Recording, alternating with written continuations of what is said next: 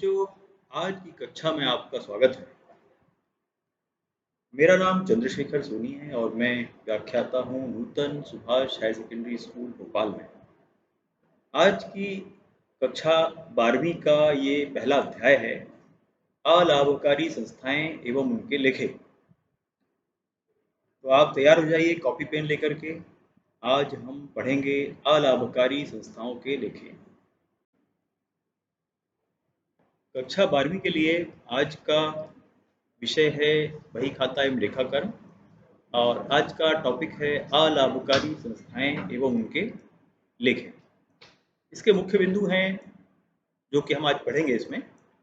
गैर व्यापारिक संस्थाएं, दूसरा है गैर व्यापारिक संस्थाओं द्वारा बनाए जाने वाले लेखे, तीसरा है प्राप्ति भुगतान खाता, चौथा है प्राप्ति भुगतान खाते की कमियां या सीमाएं, पांचवा हम देखेंगे आय व्यय खाता, फिर देखेंगे चिट्ठा और इसके बाद कुछ उदाहरण।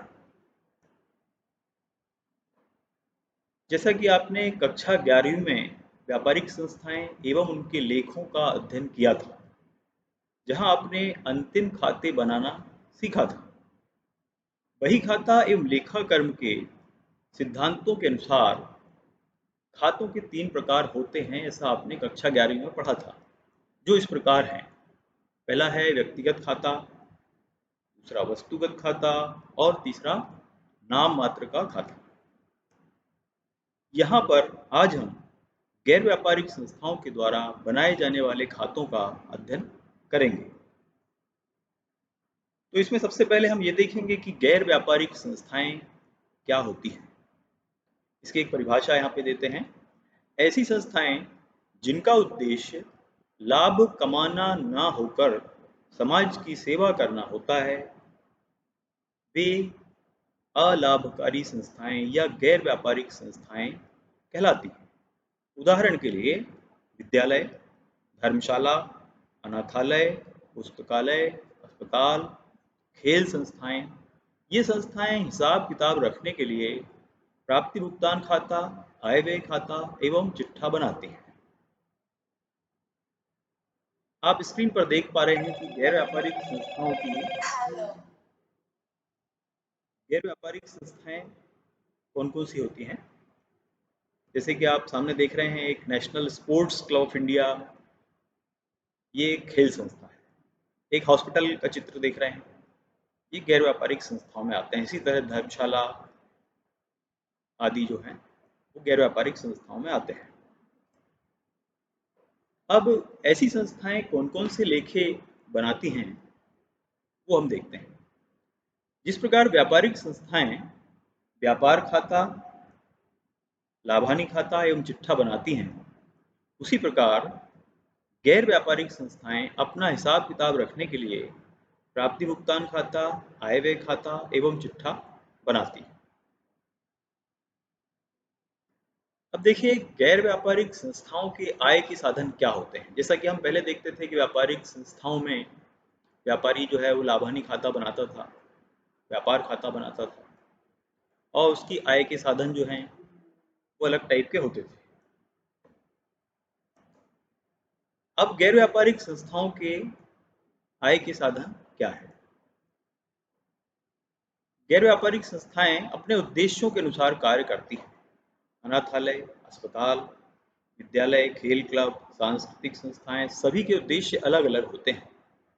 कुछ आय के साधन इस प्रकार हैं। पहला है चंदा। तो गैर व्यापारिक संस्थाएं सदस्य बनाने के लिए सभी से चंदा लेती हैं। यह चंदा वार्षिक होता है। कुछ संस्थाओं की आय का मुख्य स्रोत चंदा ही होता है। दूसरा है प्रवेश शुल्क। संस्था का सदस्य बनने के लिए प्रारंभ में जो शुल्क लिया जाता है उसे प्रवेश शुल्क कहते हैं। यह संस्थाओं की आय का मुख्य स्रोत है। आपने देखा होगा, जितनी भी स्विमिंग पूल होते हैं, खेल संस्थाएं होती हैं, ये प्रवेश शुल्क लेती हैं, तो ये उनकी आय का एक साधन है। इसी तरह चंदा भी उनकी आय का एक साधन है। फिर तीसरा होता है दान। गैर व्यापारिक संस्थाओं की सबसे अधिक आय दान से ही होती है। ऐसी बहुत सी संस्थाएं होती हैं जो कि गैर व्यापारिक संस्थाओं को दान देती हैं।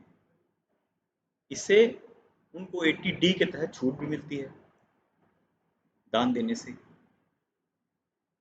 चौथा है ब्याज। इन संस्थाओं का जो धन बैंक में जमा होता है उस पर उन्हें ब्याज मिलता है। जो एक्सेस मनी होता है, अधिक पैसा जो होता है, उसको फिक्स डिपॉजिट के रूप में जमा कर दिया जाता है, जिस पर ज़्यादा दर से ब्याज मिलता है। इसमें पांचवा है वस्तुओं की बिक्री से आय। संस्था के पास अखबार की रद्दी, पुराना फर्नीचर, मशीनें आदि होती हैं। इनकी बिक्री से भी संस्था को आय प्राप्त होती है। इसके बाद छठवां पॉइंट है विभिन्न स्रोतों से आय। कुछ गैर व्यापारिक संस्थाएं अपनी आय में वृद्धि करने के लिए संगीत के कार्यक्रम आयोजित करती हैं, जिनमें प्रसिद्ध गायकों को बुलाया जाता है और उसकी टिकट के रूप में वो अपनी आय की वृद्धि करती है। उत्सव आयोजित किए जाते हैं, क्रिकेट मैच कराए जाते हैं, इन कार्यों के टिकट बेचे जाते हैं। टिकट की बिक्री से भी संस्थाओं की आय होती है। इसमें सातवां पॉइंट है किराया। कुछ संस्थाओं के पास भवन, दुकानें, जमीनें, उपकरण, मशीनरी आदि होती है। इनको किराए पर देने से उन्हें किराया मिलता है। जैसे गाड़ियां होती हैं, कुछ के पास जेसीबी मशीन्स होती हैं, और कुछ जिनके पास ज़मीन होती है उसमें दुकानें बनवा देते हैं ताकि उससे निरंतर उनको आय होती रहती है। मंदिरों और मस्जिदों के आसपास आपने देखा होगा कुछ दुकानें होती हैं जो कि मंदिर या मस्जिद की होती है, उसके किराए से इन संस्थाओं को आय होती है। तो ये तो हो गई आय की मदें। अब हम देखेंगे कि व्यय की मदें क्या होती हैं। गैर व्यापारिक संस्थाएं किन मदों पर अपना पैसा खर्च करती हैं। तो इसमें हम देखते हैं, पहला है वेतन एवं मजदूरी। इन संस्थाओं के कर्मचारियों को वेतन व मजदूरी का भुगतान किया जाता है। दूसरा पॉइंट है स्टेशनरी। हिसाब की किताबें, कागज, लेखन सामग्री, कंप्यूटर, प्रिंटर, इनके पार्ट्स आदि व्यय का माध्यम है। एक संस्था को अपने दैनिक कार्यक्रम में इन सब चीज़ों की ज़रूरत पड़ती है। इस पर जो भी व्यय किए जाते हैं वो इनके स्टेशनरी के व्यय कहलाते हैं। तीसरा है बिजली का व्यय। प्रत्येक संस्था का एक भवन होता है, उसमें विद्युत का उपयोग किया जाता है एवं प्रतिमाह विद्युत व्यय का भुगतान किया जाता है। चौथा पॉइंट है कर। जैसा कि आप जानते हैं कि चाहे वो संस्था हो या व्यक्ति हो, सबको कर देना पड़ता है। तो संस्थाएं कौन सा कर देती हैं? संपत्ति कर, जल कर, ऐसे अनेक कर होते हैं जिनका कि भुगतान करना होता है। फिर पांचवा है विविध व्यय। अब कुछ बहुत से छोटे छोटे व्यय भी होते हैं, जैसे प्रिंटिंग, स्टेशनरी, विज्ञापन ना, या छोटे छोटे चाय के बिल, मजदूरी के बिल, ये सब विविध व्यय में आते हैं। अब इसके बाद हम देखेंगे कि ये संस्थाएं कौन कौन से लेखे बनाती हैं। गैर व्यापारिक संस्थाएं कौन कौन से लेखे बनाती हैं। इसमें पहला खाता होता है प्राप्ति भुगतान खाता। इसको रिसीट एंड पेमेंट अकाउंट भी बोलते हैं। अब देखिए कि प्राप्ति भुगतान खाता क्या होता है। प्राप्ति भुगतान खाता एक निश्चित अवधि के पश्चात रोकड़ पुस्तक से तैयार किया जाता है। रोकड़ बही आपने पढ़ा है पहले 11वीं में। रोकड़ बही की सहायता से प्राप्ति भुगतान खाता बनाया जाता है। इसमें रोकड़ बही की तरह ही डेबिट पक्ष में प्राप्तियां और क्रेडिट पक्ष में भुगतान लिखे जाते हैं। यह एक वास्तविक प्रकृति का खाता है। क्लियर हुआ? प्राप्ति भुगतान खाता के डेबिट में प्राप्तियां एवं क्रेडिट में भुगतान पक्ष होता है। इसमें केवल नगद लेन देन होते हैं, चाहे वे पूंजीगत हों या आगमगत हों, एवं किसी भी वर्ष की हों, नगद लेन देन को इसमें लिखा जाता है। तीसरा पॉइंट है, इसमें अनुपार्जित आय तथा पूर्व दत्त व्यय का ही लेखा किया जाता है, क्योंकि ये नगद प्राप्त होते हैं। इसमें अनुपार्जित आय तथा पूर्वदत्त व्यय का लेखा किया जाता है, क्योंकि ये नगद प्राप्त होते हैं। मतलब नगद प्राप्त होने वाली जितनी भी राशियां हैं वो इसमें लिखी जाती हैं, चाहे वो किसी भी वर्ष की हों। इसमें सभी प्रकार के आय व्यय होने के कारण इसके साथ चिट्ठा नहीं बनाया जाता है। जैसा कि आप जानते हैं कि व्यापार खाता लाभानी खाते के साथ चिट्ठा बनाया जाता है, लेकिन चूंकि प्राप्ति भुगतान खाते में रेवेन्यू एक्सपेंसेस भी आते हैं, रेवेन्यू इनकम भी आती हैं, और कैपिटल माने पूंजीगत व्यय और पूंजीगत आय भी आती हैं, इसलिए इसके साथ चिट्ठा नहीं बनाया जाता है। अब देखिए, इतना सब होने के बाद भी प्राप्ति भुगतान खाते की कुछ सीमाएं हैं, कुछ कमियां हैं जिनको कि ध्यान में रखना बहुत जरूरी है। प्राप्ति भुगतान खाता किसी संस्था की आर्थिक स्थिति नहीं बता पाता है, ये इसका सबसे बड़ा ड्रॉबैक है या कमी है। ये किसी संस्था की आर्थिक स्थिति को नहीं बता पाता है। इसके मुख्य कारण इस प्रकार हैं। क्या कारण है? देखिए, पहला है, केवल नगद व्यवहारों का लेखा किया जाता है, चाहे उसका संबंध किसी भी वर्ष से हो। ठीक है। दूसरा है, पूंजी एवं आगम प्राप्ति एवं व्यय एक साथ होने से यह सही आर्थिक स्थिति को नहीं बता पाता है। ठीक है ना। इसमें capital and revenue, income and expenditure को बताया जाता है इस खाते में, इसलिए ये व्यापार की सही स्थिति को नहीं बताता है। तीसरा पॉइंट है, इसमें चिट्ठे का निर्माण नहीं होने से यह खाता गत वर्ष की संपत्तियों एवं दायित्वों को प्रदर्शित नहीं करता है। यह संस्था की आर्थिक स्थिति का द्योतक नहीं होता है। पॉइंट क्लियर हुआ? चिट्ठे का निर्माण नहीं होने से, इसके साथ चिट्ठा नहीं बनाया जाता है, इसलिए तो ये खाता संपत्ति एवं दायित्वों को प्रदर्शित नहीं करता कि भाई पहले से उसकी कोई संपत्ति है या कोई दायित्व है, इसको प्रदर्शित नहीं करता है। इससे इसकी आर्थिक स्थिति का सही आकलन नहीं होता है। अब देखिए, इसका प्रारूप किस तरह का होता है, क्योंकि हम आगे चल के इसके जब खाते बनाएंगे तो इसका प्रारूप किस तरह का होता है ये इस स्लाइड में दिखाया गया है। इसके डेबिट पक्ष में प्राप्ति और क्रेडिट पक्ष में भुगतान का कॉलम होता है और एक एक राशि का कॉलम होता है। अब प्राप्ति पक्ष में समस्त प्राप्तियां आ जाती हैं। सबसे पहले जैसे कि शेष लाया गया, यदि मान लो कोई रोकड़ शेष है पहले का, पिछले साल का, तो वो इधर पे आ जाता है। फिर प्रवेश शुल्क जो आता है वो हो जाता है यहाँ पर। आजीवन सदस्यता शुल्क आता है, चंदा आता है इसमें, निवेश पर कोई ब्याज मिला है तो वो आता है, फर्नीचर का कोई विक्रय हुआ है तो उसकी राशि आती है। इस तरह से और भी जितनी प्राप्तियां हैं वो सब यहाँ पर आ जाती हैं। शर्त यह है कि वो नगद होनी चाहिए। अब आते हैं भुगतान पक्ष में। भुगतान पक्ष में आप देखिए, जितने भी भुगतान हैं, चाहे वो आगमगत हों या पूंजीगत हों, चाहे वो पिछले साल के हों चाहे अगले साल के, अगर वो नगद है तो सब यहाँ पर आएंगे। इसमें पहला है किराया, वेतन, विद्युत व्यय, ऑफिस व्यय, स्टेशनरी, ये सब कैसे हुए? आगमगत, रेवेन्यू एक्सपेंसेस हो गए। इसके बाद आता है देखिए लेनदार।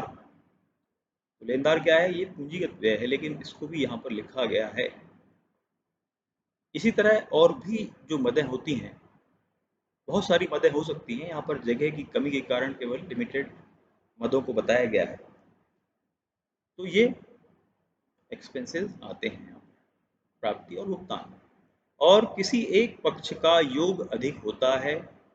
यदि प्राप्ति पक्ष का योग अधिक है तो उस अंतर की राशि को भुगतान पक्ष में लिखकर दोनों का योग बराबर कर दिया जाता है। और यदि भुगतान पक्ष का योग अधिक है तो उसमें से प्राप्ति पक्ष का योग करके उसको, उसका अंतर की राशि को प्राप्ति पक्ष में लिखकर योग बराबर कर दिया जाता है। तो बच्चों, ये तो हो गया प्राप्ति भुगतान खाता। अब हम देखेंगे आय व्यय खाता क्या है। जैसा कि इसके नाम से ही स्पष्ट है कि इसमें केवल आय और व्ययों को लिखा जाता है, इनकम एंड एक्सपेंडिचर अकाउंट। इस खाते में केवल चालू वर्ष के आगमगत आय एवं व्यय को लिखा जाता है। आगमगत मतलब जो आवर्ती प्रवृत्ति के आय व्यय होते हैं, जो बार बार किए जाते हैं, उन्हें आगमगत आय एवं व्यय कहते हैं। तो इस खाते में केवल चालू वर्ष के आगमगत आय एवं व्यय लिखते हैं। इसमें समायोजनाओं का लेखा किया जाता है। समायोजनाओं से आशय यहाँ पर यह है कि यदि मान लो जैसे एक मजदूरी दी है 200 रुपये, और मान लो 50 रुपये मजदूरी बाकी है, तो वो अदत्त मजदूरी कहलाएगी, उसको इसमें जोड़कर लिखा जाता है। तो इसलिए इनको समायोजन कहते हैं। ये सवाल के बाद में आपको दिए होंगे जब आप सवाल करेंगे तो। इसके डेबिट पक्ष में व्यय एवं क्रेडिट पक्ष में आय लिखी जाती है। अब देखिए यहाँ पर प्राप्ति भुगतान खाते का अपोजिट हो गया। ये प्राप्ति भुगतान खाते में हम डेबिट पक्ष में आय लिखते थे, यहाँ पर हम डेबिट पक्ष में व्यय लिखते हैं और क्रेडिट पक्ष में आय लिखते हैं। आय का व्यय पर आधिक्य आय आधिक्य कहलाता है एवं व्यय का आय पर आधिक्य व्यय आधिक्य कहलाता है। Point clear? अभी जब आप सवाल करेंगे तो और अच्छे से क्लियर हो जाएगा। अब इसकी विशेषताएं देखते हैं। इसमें अदत्त व्ययों को जोड़ा जाता है। जितने भी अदत्त व्यय होते हैं उनको इसमें जोड़ा जाता है एवं जो व्यय पूर्वदत्त होते हैं उन्हें घटा दिया जाता है। जो समायोजन में दिए रहेंगे अदत्त व्यय और पूर्वदत्त व्यय, तो इनको क्या करना है, अदत्त व्यय को जोड़ेंगे और पूर्वदत्त व्यय को घटाएंगे। दूसरा पॉइंट इसमें है, इसमें अग्रिम आय घटाई जाती है एवं अप्राप्त आय जोड़ी जाती है। ठीक है, जैसे अदत्त व्यय है ऐसी अग्रिम आय भी होती है जो एडवांस में प्राप्त हो जाती है हमको, उसको घटाया जाता है। और अप्राप्त आय मतलब जो आय प्राप्त नहीं हुई है उसको जोड़ा जाता है। तीसरा, यह खाता नाममात्र की प्रकृति का होता है। जैसा कि हमने देखा था कि इसके पहले प्राप्ति भुगतान खाता वास्तविक प्रकृति का था, ये नाममात्र की प्रकृति का होता है। शुरू में हमने आपको बताया था कि खाते 3 प्रकार के होते हैं, उसको आपको ध्यान रखना है। तो ये खाता नाम मात्र की प्रकृति का होता है। अब देखिए इसके अंत में कोई रोकड़ शेष नहीं निकलता है। जैसे कि आपने देखा प्राप्ति भुगतान खाते में रोकड़ शेष आखिरी में लिखा जाता था। इसमें क्या लिखा जाता है, या तो आय अधिक्य होगा या व्यय अधिक्य होगा, इसमें रोकड़ शेष नहीं आएगा। इसमें संपत्तियों पर ह्रास का लेखा किया जाता है। ह्रास आपने पढ़ा हुआ है, कक्षा 11वीं में आपको पढ़ाया है। प्रत्येक संपत्ति पर प्रतिवर्ष एक निश्चित प्रतिशत की दर से ह्रास लगाया जाता है।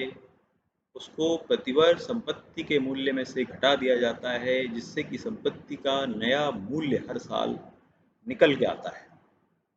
तो ह्रास क्या है, एक तरह का व्यय है, तो इसका लेखा भी इसमें किया जाता है। अगला पॉइंट है, इसका निर्माण लाभ हानि खाते की तरह ही होता है, अतः इसके बनाने के बाद चिट्ठा बनाया जाता है। जैसे कि आपने कक्षा 11वीं में पढ़ा था, पहले व्यापार खाता पढ़ा था, फिर लाभ हानि खाता पढ़ा था, उसके बाद चिट्ठा पढ़ा था। तो इसका निर्माण भी लाभ हानि खाते की तरह ही होता है और इसके बाद चिट्ठा भी बनाया जाता है। ठीक है, अगला पॉइंट है, इसमें पूंजीगत आय एवं पूंजीगत भुगतान का लेखा नहीं किया जाता है। इसमें पूंजीगत आय एवं पूंजीगत भुगतान का लेखा नहीं किया जाता है। ठीक है ना, केवल आगमगत आय एवं आगमगत भुगतान का लेखा इसमें किया जाता है। रेवेन्यू एक्सपेंसेस, जो खर्चे बार बार होते हैं व्यापार में, उनका लेखा आय व्यय खाते में किया जाता है। ठीक है, पूंजीगत भुगतान का लेखा इसमें नहीं होता है। अब देखिए इसके अंत में आय आधिक्य या व्यय आधिक्य होता है। जैसा कि प्राप्ति भुगतान खाते में क्या होता था, रोकड़ शेष होता था, इसमें आय अधिक्य अथवा व्यय अधिक्य होता है। अगर आय पक्ष अधिक है तो आय अधिक हो जाएगा, और अगर व्यय पक्ष अधिक है तो व्यय अधिक्य हो जाएगा। अब देखिए आय व्यय खाते का प्रारूप यहाँ पर दिखाया गया है। ठीक है, इसमें जैसे कि हम देखते हैं डेबिट पक्ष में व्यय है, एक्सपेंडिचर है, और क्रेडिट पक्ष में इनकम है तथा आय है, और रुपीस का कॉलम है। तो व्यय पक्ष में हम देखते हैं केवल चालू वर्ष के व्यय आएंगे इसमें। प्रिंटिंग, स्टेशनरी, बिजली व्यय, किराया, कर, अखबार व्यय, डाक व्यय, मजदूरी, ह्रास, ठीक है, ये सब चालू वर्ष के व्यय हैं जो कि इधर पे आएंगे। इनकम साइड में हम देखेंगे केवल चालू वर्ष की आय यहाँ पर आएगी, जैसे कि चंदा, चालू वर्ष का चंदा आएगा इसमें, ठीक है। प्रवेश कर आएगा, निवेश पर ब्याज, अगर कोई उसने फिक्स्ड डिपॉजिट है, उसके इन्वेस्टमेंट है, तो उन पर जो ब्याज मिलता है उसको यहाँ पर लिखा जाएगा। यदि उसका कोई लॉकर है तो लॉकर का किराया मिल रहा होगा तो वो भी यहाँ पे आएगा। इस तरह से इनकम और एक्सपेंडिचर की मदें हैं। अगर इनकम का पक्ष अधिक रहता है तो व्यय पक्ष में आय अधिक के रूप में उसे लिखा जाता है, और यदि व्यय पक्ष अधिक रहता है तो वो जो अंतर की राशि है उसको आय पक्ष में व्यय अधिक के नाम से लिखा जाता है।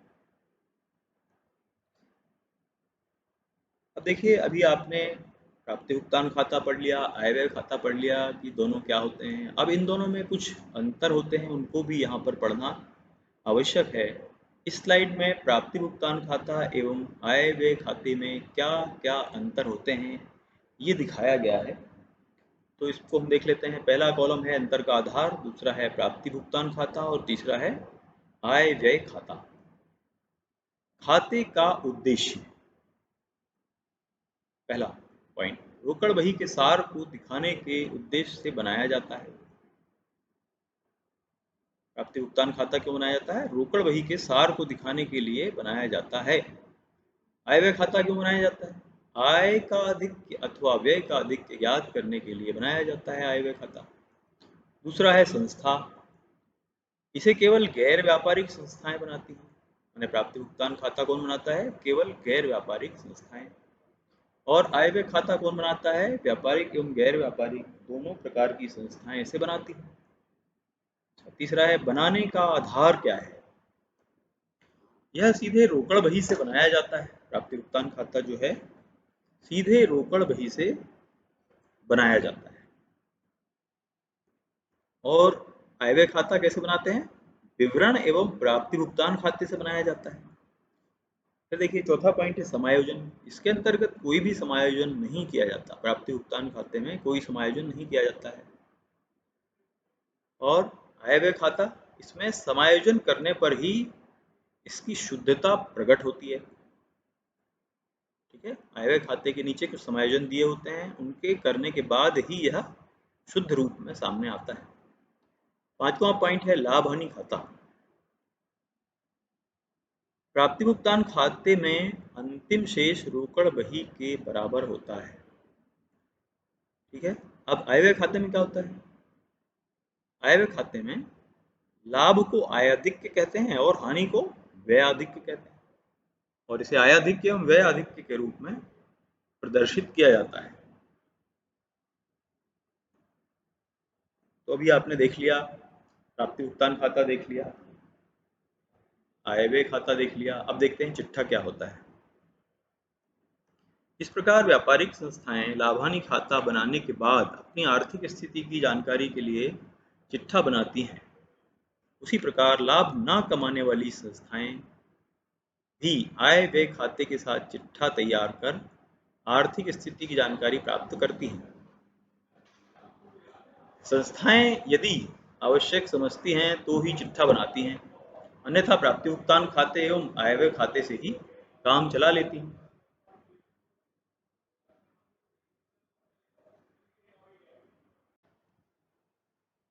व्यापारिक संस्थाएं पहले लाभानी खाता बनाती हैं, उसके बाद अपनी आर्थिक जानकारी को बताने के लिए जो उसकी पुरानी संपत्तियां होती हैं उनको चिट्ठे में प्रदर्शित करती हैं। तो उसके लिए चिट्ठा बनाया जाता है। जैसे कि आपने देखा था, गत वर्ष आपने व्यापार खाता, लाभानी खाता और चिट्ठा पढ़ा था। उसी प्रकार लाभ न कमाने वाली संस्थाएं भी आय व्यय खाते के साथ चिट्ठा बनाती हैं, और इस चिट्ठे में समस्त पूंजीगत मदों को लिखा जाता है। पूंजीगत मदें जैसे कि आप जानते हैं, बैंक में कितना रोकड़ है, कितना कैश है ना, उनके पास कितना भवन है, कितना फर्नीचर है, उनकी यदि कोई गुडविल है तो वो वहाँ पे आती है, या किसी प्रकार का कोई कोष बनाया हुआ है तो वो भी वहाँ पर आता है। और दायित्व पक्ष में उनके जितने भी दायित्व होते हैं, अदत्त व्यय होते हैं, पूंजी होती है, या बैंक अधिविकर्ष होता है, जिसको कि बैंक ओवरड्राफ्ट कहते हैं, वो भी यहाँ पर आता है, लेनदार भी आते हैं।